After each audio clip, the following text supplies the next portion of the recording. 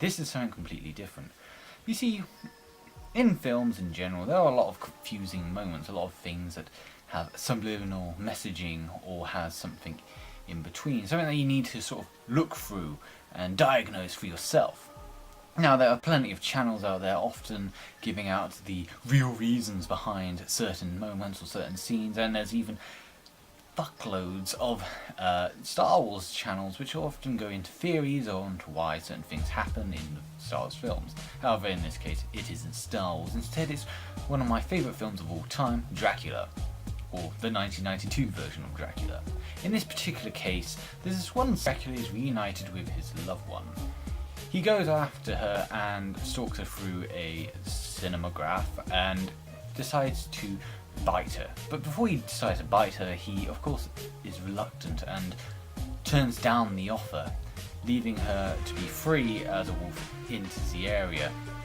So why exactly did Dracula hesitate to bite her in this particular moment? After all, that's his whole goal. He wants to be reunited with her, he wants to become immortal with her and live the rest of their immortal lives, which is forever, eternity really. Well, this is my theory behind it all, or at least this is the way I looked at it. I'm not going to judge it based on the book by whatever means, because the book and movie adaptations are completely different.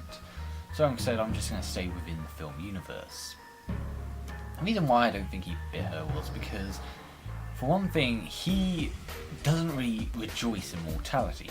You hear right at the beginning he says that he considers his loved one, his princess, to be lucky after all she died.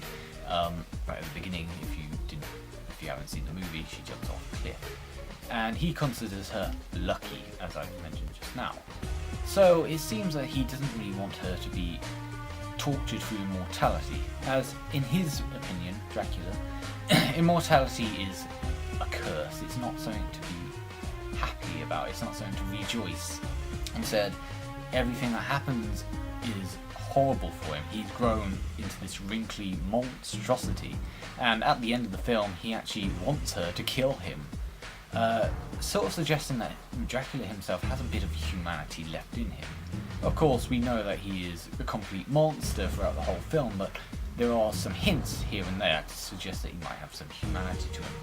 My reasoning behind why he won't bite her is because, not just because of the fact that he doesn't want her to suffer immortality like he has, and he wants her to live a normal life, but also the fact that he might be delaying things. After all, he's only just met her and he has essentially creeped her out big time. So he needs to sort of seduce her into joining his immortality, his cult, if you say so. So Dracula decides to delay the process. He decides to go on a date with her. He decides to sort of hypnotize her and entrance her into his world. Of course, this is also noted by the fact that he also kidnaps her husband Jonathan and even kills her best friend Lucy, transforming her as part of this cult. So Dracula decides it'd be best to leave her for now and decides to go after her later. So those are two reasons as to why he wouldn't bite her in that one particular scene. Of course, if you have any other theories on why this happened, please say. And if you want to see more videos like this where I basically go through very quickly what I think of a certain scene in the film, I will do so, because I'm planning on doing some more for Dracula 1992, considering how some people find the Dracula movies in general, in particular that one, to be quite confusing in some aspects. So I hope you enjoy, and thank you.